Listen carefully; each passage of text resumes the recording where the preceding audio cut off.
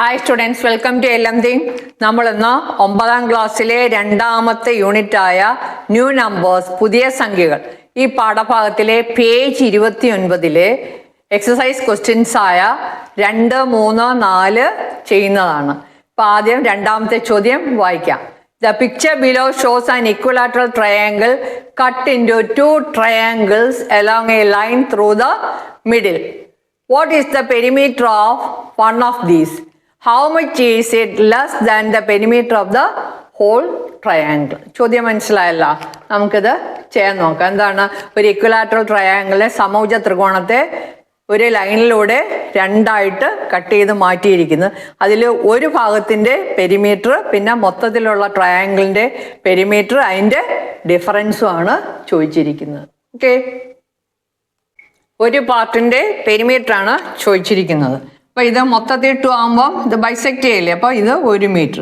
അപ്പോൾ ഇത് നമുക്ക് കണ്ടുപിടിക്കണം. ട്രയാങ്കിൾ ഇങ്ങനെ വരും,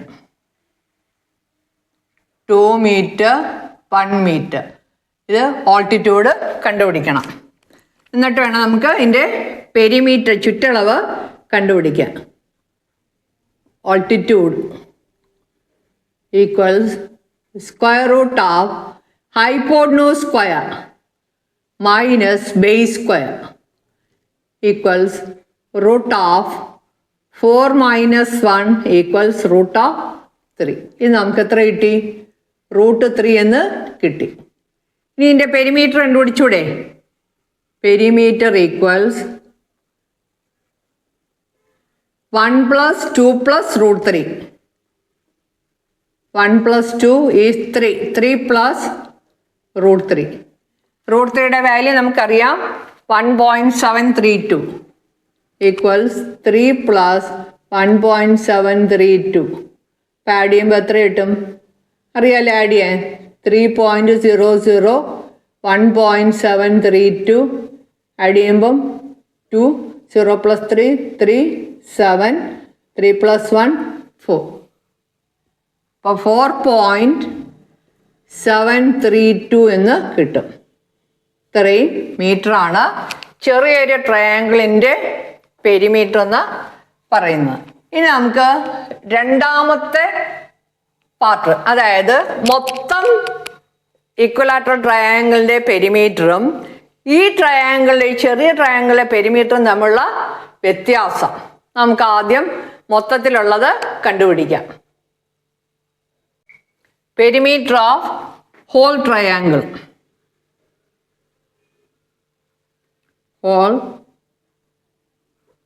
Perimeter of whole triangle. Perimeter of whole triangle. അല്ല, രണ്ട് മീറ്റർ അല്ലേ? 2 + 2 + 2 ഈക്വൽ 6 മീറ്റർ.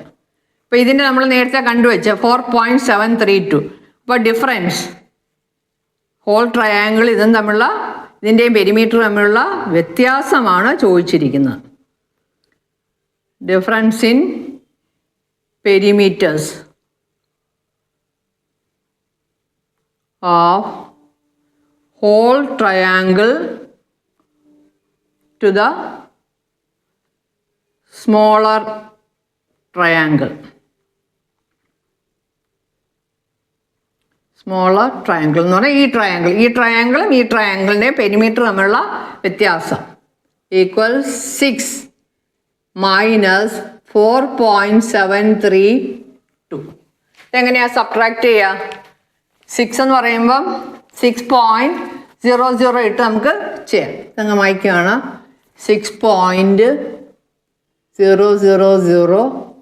4.732 8 9 - 3 6 9 - 7 2 5 - 4 1. അപ്പോൾ നമുക്ക് എന്താ ആൻസർ കിട്ടി? 1.268 മീറ്റർ എന്ന് കിട്ടി. ഇതാണ് രണ്ടാമത്തെ ചോദ്യം. ഇനി നമുക്ക് മൂന്നാമത്തെ ചോദ്യം. ഇതാണ് മൂന്നാമത്തെ ചോദ്യം. ഈ മൂന്നാമത്തെ ചോദ്യത്തിൽ what are the length of the sides of the 10th triangle in this pattern. ഈ പാറ്റേൺ ഇങ്ങനെ പോയി നമുക്കിപ്പോൾ 4 ട്രയാങ്കിളല്ലേ കിട്ടിയുള്ളൂ. 10ാമത്തെ ട്രയാങ്കിൾ 10th ട്രയാങ്കിളിന്റെ സൈഡ്സ് ആണ് ആവശ്യപ്പെട്ടിരിക്കുന്നത്. പിന്നെ രണ്ടാമത്തെ part how much more is the perimeter of the 10th triangle and that of 9th triangle. 10th ട്രയാങ്കിളും 9th ട്രയാങ്കിളും തമ്മിലുള്ള പെരിമീറ്ററിന്റെ ഡിഫറൻസ്. ഇതിപ്പം ഫസ്റ്റ് വൺ, ഇത് സെക്കൻഡ്, ഇത് തേർഡ്, ഫോർത്ത്. അപ്പോൾ ഇതിൻ്റെയൊക്കെ എന്താണ് ഈ ലെങ്ത് ഹൈപ്പോട്ടനസ് നമ്മൾ കണ്ടുപിടിച്ച 1 1 ഇത് എത്രയായിരിക്കും? √2. 1 square plus 1 square is equal to 2. Therefore, hypotenuse is √2. ഇത് √2 ആണ്. രണ്ടാമത്തെ ട്രയാങ്കിൾ. ഇതങ്ങ് മായ്ക്കാം, എല്ലാം കൂടെ എഴുതിയാൽ കാണത്തില്ല. √2. പിന്നെ √2ഉം 1ഉം കൂടെ ചെയ്യുമ്പോൾ നമുക്ക് അടുത്തത് കിട്ടും, √3 എന്ന് കിട്ടും. √2 സ്ക്വയർ പ്ലസ് 1 സ്ക്വയർ. അപ്പം √2ൻ്റെ സ്ക്വയർ 2 + 1 2 + 1 3. അപ്പോൾ ഓൾട്ടിറ്റ്യൂഡ് ഹൈപ്പോട്ടനസ് ഈക്വൽസ് √3. ഇവിടെ നമുക്ക് ഹൈപ്പോട്ടനസ് എന്ന് എഴുതാം അല്ലേ? √2 ഹൈപ്പോട്ടനസ് √3. ഇവിടെ √3 എന്ന് കിട്ടി. അടുത്ത ഇങ്ങനെ ഈ പാറ്റേൺ പോകുമ്പോൾ അടുത്ത എത്രയായിരിക്കും? √3 സ്ക്വയർ പ്ലസ് 1 സ്ക്വയർ. √3 സ്ക്വയർ എന്നാൽ 3 3 + 1 4. ഇവിടെ എത്ര? √4. √4. ഇത് √4 എന്ന് കിട്ടും. അടുത്ത എന്തായിരിക്കും? √5. നമുക്ക് ചെയ്യാതെ തന്നെ നമുക്ക് അറിയാൻ പറ്റും അല്ലേ? ഈ പാറ്റേൺ അനുസരിച്ച് പോവുകയാണെങ്കിൽ അടുത്ത് √4 സ്ക്വയർ പ്ലസ് 1 സ്ക്വയർ. √4ൻ്റെ സ്ക്വയർ 4 + 1 5. അപ്പോൾ ഹൈപ്പോട്ടനസ് എന്ത് കിട്ടും? √5. അപ്പോൾ നമുക്ക് എത്രാമത്തെ ട്രയാങ്കിൾ? ഒന്നാമത്തെ ട്രയാങ്കിളിൽ √2, രണ്ടാമത്തേൽ √3, മൂന്നാമത്തേൽ √4, നാലാമത്തേൽ ഹൈപ്പോട്ടനസ് √5. ഇങ്ങനെ പോയി 10th ട്രയാങ്കിൾ ആകുമ്പോൾ എത്രയായിരുന്ന? 4th ട്രയാങ്കിൾ ആയപ്പോഴാണ് നമ്മൾ 4 + 1 അല്ലേ? 4 + 1 അതായത് √5 എന്ന നാലാമത്തെ ട്രയാങ്കിളിനാണ് കിട്ടിയത് അല്ലേ? നാലാമത്തെ ട്രയാങ്കിൾ. അപ്പോൾ 10th ട്രയാങ്കിൾ ആകുമ്പോൾ എന്താ കിട്ടുന്നത്? √10 സ്ക്വയർ പ്ലസ് 1 സ്ക്വയർ. ഇതാ 10 + 1 11. ഹൈപ്പോട്ടനൂസ് ഈക്വൽസ് √11 എന്ന് കിട്ടും. മനസ്സിലായോ? ഒന്നാമത്തെ ട്രയാങ്കിളിന് √2. 1 2 3 4. 4 ആയപ്പോൾ 5 വന്ന്. 5 ആകുമ്പോൾ 6 വരും ഹൈപ്പോട്ടനൂസ്. അപ്പോൾ 10 ആകുമ്പോൾ ഹൈപ്പോട്ടനൂസ് എത്ര വരും? അതിനേക്കാൾ 1 കൂടുതൽ 11 വരും അല്ലേ? അപ്പോൾ 9th ആണെങ്കിൽ ഹൈപ്പോട്ടനൂസ് എത്ര വരും? √10. അപ്പോൾ 9th കൂടെ എഴുതാം. നമുക്ക് 9th കൂടെ ആവശ്യമുണ്ടല്ലോ ഡിഫറൻസ് കാണാൻ.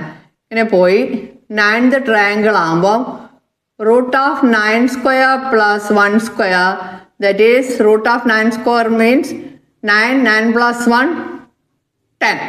Hypotenuse equals √10. നാലാമത്തെ ട്രയാങ്കിൾ ആയപ്പോൾ ഹൈപ്പോട്ടനൂസ് 5. 9ാമത്തെ ട്രയാങ്കിൾ ആയപ്പോൾ ഹൈപ്പോട്ടനൂസ് 10. അപ്പോൾ 10ാമത്തെ ട്രയാങ്കിൾ ആകുമ്പോൾ ഈക്വൽസ് 10 + 1 11. ഹൈപ്പോട്ടനൂസ് ഈക്വൽസ് √11 എന്ന് കിട്ടും. അപ്പോൾ നമുക്ക് സൈഡ്സ് എഴുതിക്കൂടെ? The sides of what are the length of the sides of 10th triangle. 10th triangle ഏതൊക്കെയാണ് വരുന്നത്? 10th ട്രയാങ്കിൾ വരുമ്പോൾ നമുക്ക് 9th ട്രയാങ്കിളിൻ്റെയും 10th ട്രയാങ്കിളിൻ്റെയും പെരിമീറ്റർ കണ്ടുപിടിക്കാം. √9 1 √10. Perimeter of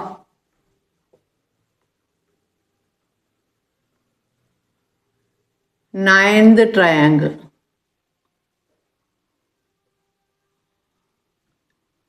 equals √1 plus √9. പറഞ്ഞുണ്ടോ? ഇങ്ങനെയല്ലേ വരുന്നത്?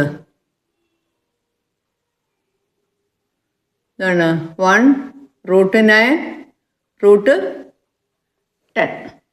അപ്പം അങ്ങനെ അങ്ങ് എഴുതാം. 1 plus √9 plus root 10. Now perimeter of 10th triangle. Perimeter of 10th triangle equals root 10, 1 plus root 10 plus root 11. ഇനി ഇതിൻ്റെ ഡിഫറൻസ് കാണണം.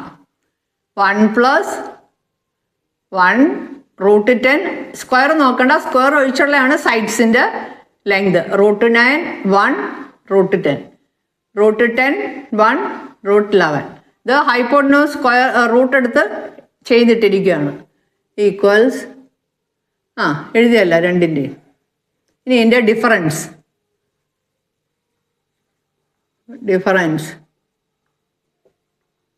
10th പെരിമീറ്റർ ആയിരിക്കുമല്ലോ കൂടുതൽ. 1 plus root 10 plus root 11 minus 1 plus root 9 plus root 10. Open the bracket. 1 plus root 10 plus root 11 minus എത്ര വരും? -1 minus root 9 minus root 10. Minus കൊണ്ട് multiply ചെയ്യണം bracket open ചെയ്യുമ്പോൾ. പ്ലസ് റൂട്ട് 10ഉം മൈനസ് റൂട്ട് 10ഉം ക്യാൻസലായി പോവും. 1ഉം -1. പിന്നെ നമുക്ക് ബാക്കി എന്താ ഉണ്ട്? Root 11 minus root 9. Root 11 equals root 11 minus root 9. Root 9 3 ആണെന്നറിയാം അല്ലേ? Root 11 minus 3. ഇതാണ് നമ്മുടെ ആൻസർ. പെരിമീറ്ററിൻ്റെ ഡിഫറൻസ് 10th ട്രയാങ്കിളും 9th ട്രയാങ്കിളും തമ്മിലുള്ള ഡിഫറൻസ് ഇൻ പെരിമീറ്റർ. ഓക്കെ, ഇനി അടുത്തത് 4ാമത്തെ ചോദ്യം.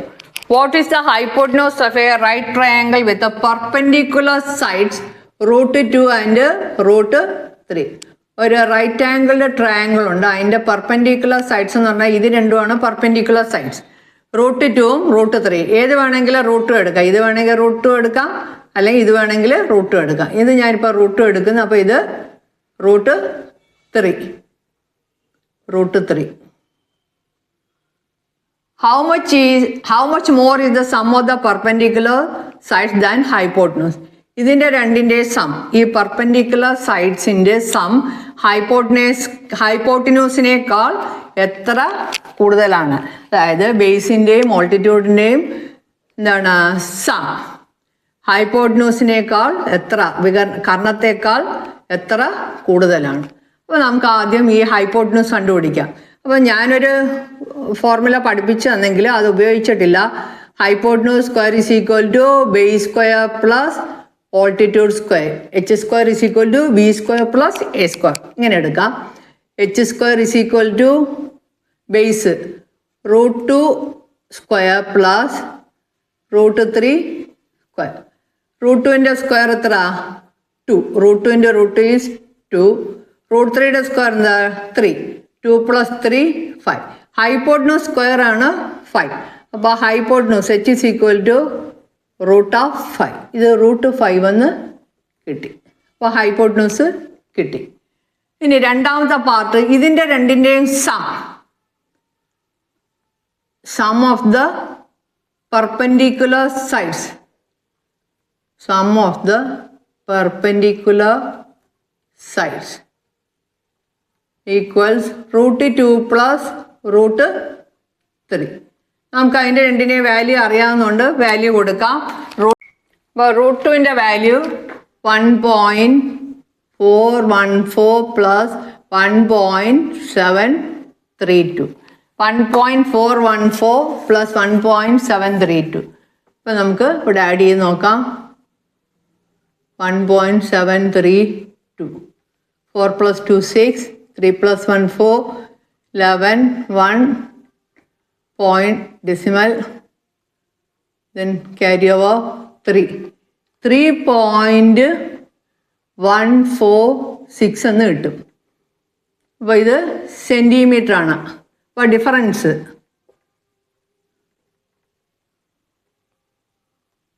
ഇതല്ലേ കൂടുതൽ, ഈക്വൽസ് 3.146 മൈനസ് √5. ഇത്രയും എന്താണ് സെൻറ്റിമീറ്റർ എന്ന് കിട്ടും. ഓക്കെ, മനസ്സിലായല്ലോ. അപ്പോൾ ഇതിൻ്റെ അകത്തുള്ള 29 ഒരു ചോദ്യവും 30 2 ചോദ്യങ്ങളും അങ്ങനെ 3 ചോദ്യങ്ങൾ ചെയ്തു കഴിഞ്ഞു. ഈ ലെസണിലുള്ള എല്ലാ എക്സസൈസും കഴിഞ്ഞു. ഇനി പുതിയൊരു ഞാൻ വൈൻഡപ്പ് ചെയ്യുകയാണ്. പുതിയൊരു ചാപ്റ്ററുമായിട്ട് പുതിയൊരു യൂണിറ്റുമായിട്ട് അടുത്ത ക്ലാസ്സിൽ വരുന്നതായിരിക്കും. Till then bye. ഓക്കെ.